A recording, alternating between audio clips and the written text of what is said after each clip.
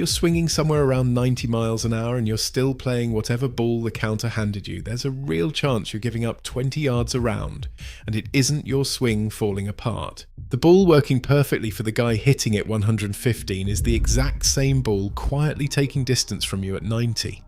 And the word printed on the box to help you pick the right one is, for several of the biggest names in golf, flat out lying to you. Same box, same price tag, completely different result depending on how fast you actually swing, and almost nobody selling you that ball ever mentions it. Here's why that happens. Every golf ball has something called a compression rating, and it's the closest thing golf has to an instruction manual nobody reads. Compression measures how hard you have to hit the ball before the core actually loads up and springs back off the face. Run it through a gauge, the kind independent labs like golf laboratories use to test every ball on the market, and a tour ball sits up around 87 to 90 compression, built for guys generating well over 100 miles per hour of club head speed. At that speed, the ball squashes flat against the face for a fraction of a second and springs back with everything the swing put into it. That's where the distance and the spin come from. Drop that same ball into a swing at 90 miles per hour and the physics just doesn't happen. The ball never fully compresses. Some of the energy you put into that swing gets absorbed and never comes back out as ball speed. It doesn't feel like a mistake, it feels like your swing is getting worse, so you go work on your swing instead of your bag. And the real problem sits there in your pocket the entire time. And here's the part that actually makes me a little angry on your behalf. Your swing speed dropping into the 75 to 90 range as you get older isn't a flaw. Less shoulder turn, a slightly shorter backswing, a touch less lag through the ball, that's just what happens to every golfer's body over a couple decades, tour pros included.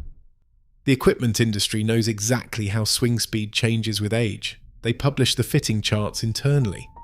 They just don't print "this ball isn't for you anymore" on the box because a box that says that doesn't sell as many dozens. So let's go through what's actually sitting in a lot of senior bags right now, and why it's fighting you instead of helping you. Start with the Titleist Pro V1 because it's the ball almost everyone reaches for first.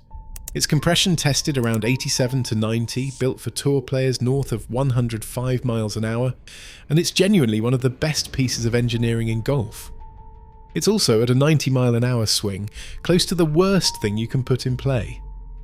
The urethane cover that gives tour pros that high spin around the greens does the opposite job at your speed. It doesn't stop the ball on the green, it multiplies whatever curve is already in your swing off the tee.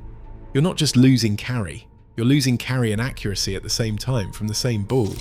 But the Pro V1 isn't alone up there. The tailor-made TP5 runs a 5-layer construction where the outer layers respond at moderate speeds, but the real distance-producing core, the part actually responsible for how far the ball goes, doesn't fully wake up until club head speed crosses 100 miles an hour. Below that line, you're carrying inert weight in the middle of the ball on every single drive, paying for technology that never turns on. The Callaway Chrome Soft plays the same trick from a different angle. It tests around 75 compression, genuinely softer than the Pro V1, which is exactly why so many players assume it solves the problem. It doesn't. That 75 number is still built around swing speeds north of 95, and that urethane cover meant for greenside spin causes a specific issue off the tee at slower speeds. It increases backspin on the driver instead of reducing it, which sends the ball flying higher and shorter instead of further. You can feel like you switch to a softer ball and still lose carry distance the moment it leaves the tee, and it doesn't stop at carry. There are two numbers that make up total distance off the tee: how far the ball flies in the air, which is carry, and how far it keeps rolling once it lands, which is rollout. Extra backspin doesn't just shorten the carry, it also makes the ball land steeper and check up faster instead of rolling out, so you lose yards on both ends of the same swing. That's how a ball that costs more and feels softer in your hand can still add up to a shorter drive than the cheap one sitting next to it on the shelf.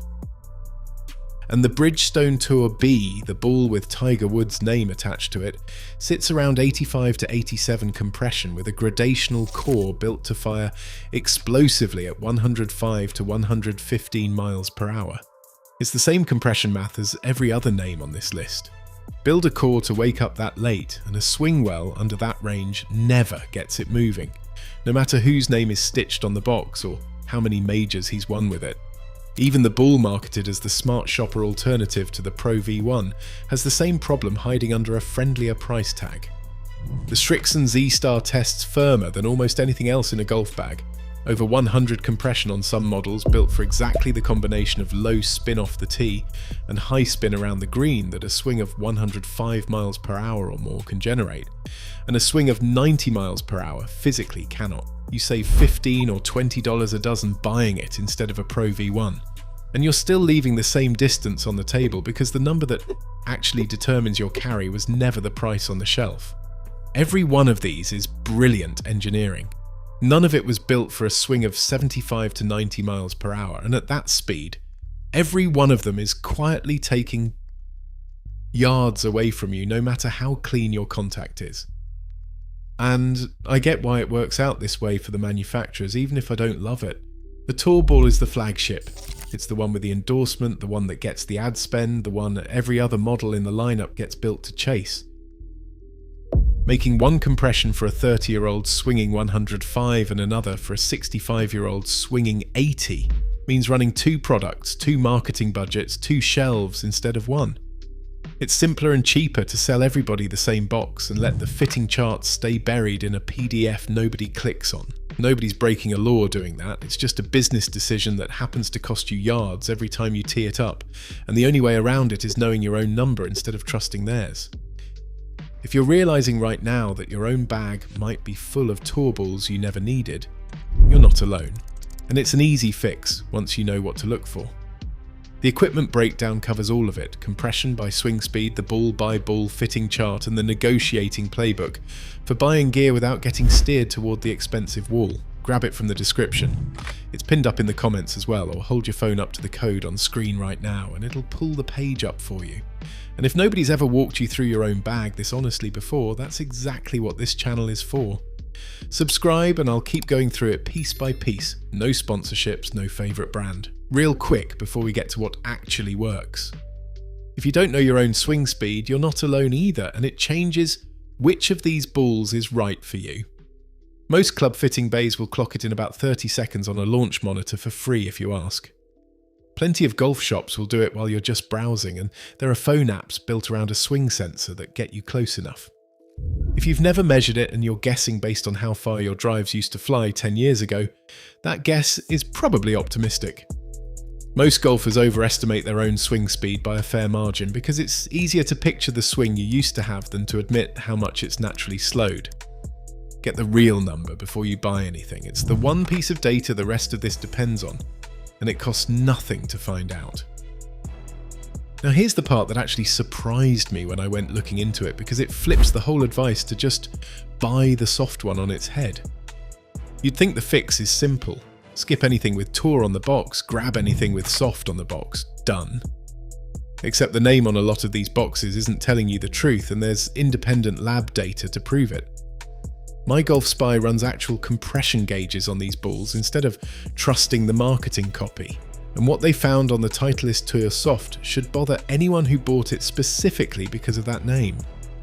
Despite being built and marketed entirely around softness and comfort, MyGolfSpy's own gauge measured it at 88 compression across multiple testing cycles. That's not a little firmer than advertised. That's essentially identical to the Pro V1. You could buy the ball with soft printed right on it, thinking you'd solved the problem, and be swinging the exact same firmness that's been costing you distance the whole time. MyGolfSpy actually titled their piece on it More Tour Than Soft, because the marketing and the measured reality landed nowhere close to each other. Think about that for a second. The one word golf ball marketing leans on hardest to sell to a slower swing is the one word you can no longer trust at face value. If the name on the box lies to you, what are you actually supposed to trust? The gauge, not the name, not the price, not who's endorsing it. The measured number is the only thing that doesn't have a marketing budget behind it. And once you sort every ball on that number instead of the label, a handful of names come out clean, and one of them fits a swing of 90 miles per hour better than anything else on the shelf. Start with the one built specifically for the range in this video's title. The Strixon soft feel tests at 58 to 60 compression, and that number sits right in the middle of a 75 to 90 mile an hour swing, which is exactly the range most 90 mile an hour players actually live in shot to shot, since almost nobody swings the exact same speed on every drive. It's soft enough to fully compress at that speed and firm enough that you don't lose the responsiveness a lot of the ultra-low balls give up. Under the cover, it runs a fast layer core that starts pliable at the middle and gradually hardens on the way out, which is what lets it launch higher and carry further at moderate speeds without turning mushy on contact. A separate robot swing study out of golf laboratories put the two head-to-head, and at senior swing speeds the soft feel beat the Tour Soft on both driver and iron carry, with tighter accuracy on approach shots on top of that. Once you know the Tour Soft's actual number lands almost 30 points above what the name promises, that result stops being a surprise. It retails around $22 to $23 a dozen too, less than half what you'd pay for a Pro V1 for a ball that's actually measured to fit your swing instead of just priced like it does. There's a detail on this one that matters more than people think, and it's not the compression number. Srixon builds the soft feel with a dimple pattern specifically designed to reduce drag and add lift, which produces a more stable flight in windy conditions. If your swing speed has faded some over the years, that stability matters more than raw distance, because a ball that balloons or knuckles in a crosswind gives back everything the lower compression just earned you. It's the kind of detail that never makes it onto the box either. If your swing tends to sit closer to 75 or even 70 rather than the full 90, the Callaway Super Soft is worth a look too. Independent gauges have it landing consistently in that high 30s to mid 40s window, one of the softest balls sold today. And it protects ball speed on the mishits, the toe strikes and heel strikes better than almost anything else out there. You give up some spin control around the green for it, since the cover prioritizes distance over that tour level bite. For a lot of senior golfers, that trade is worth it because most of the strokes you're actually losing aren't happening on wedge spin. They're happening off the tee, and no amount of greenside spin buys back a drive that came up 30 yards short. The Wilson Duo Soft rounds out the honest shortlist. Gauge tests put it in that same high 30s to mid 40s window, and it's engineered specifically to choke down side spin, which means a slice or a hook that's been drifting further offline every season pulls back in. Same swing, different ball, noticeably less miss. The trade-off there is feel around the greens. The cover is stiffer than what you'd get on a premium ball, so chips and putts come off the face with less touch. If distance and a straighter line off the tee matter more to you right now than how a chip feels, that trade makes sense. So here's the actual answer to what's worth playing on a 90-mile-an-hour swing. If your speed sits in that 75 to 90 window, the Srixon Soft Feel is the one ball that's genuinely built for you, not just marketed at you, and it's got independent lab testing to back it up instead of a name on a box. If you're closer to 70, look at the Super Soft or the Duo Soft first. None of these balls will hand you back exactly 20 yards. Nobody honest can promise you a specific number like that. What they can do is stop working against a swing that was never the problem to begin with, and let you find out what your actual game looks like once the equipment stops fighting you. One last thing worth saying plainly. Buy a sleeve of 3 before you commit to a full dozen, hit them on the range or better yet on the course where it actually counts, and trust what you see off your own club face over anything a video, including this one, tells you. The compression numbers get you into the right neighborhood. Your own contact tells you the exact house. $20 and a compression number is a small thing to check against what a season of the wrong ball actually costs you in yards. Go get the box that's actually built for the swing you've already got. So here's the honest test. Pull whatever ball you're playing right now and check whether you've ever actually held its compression number up against your own swing speed, or if you've just been trusting the name printed on the box. Drop the answer in the comments. I read every one of them.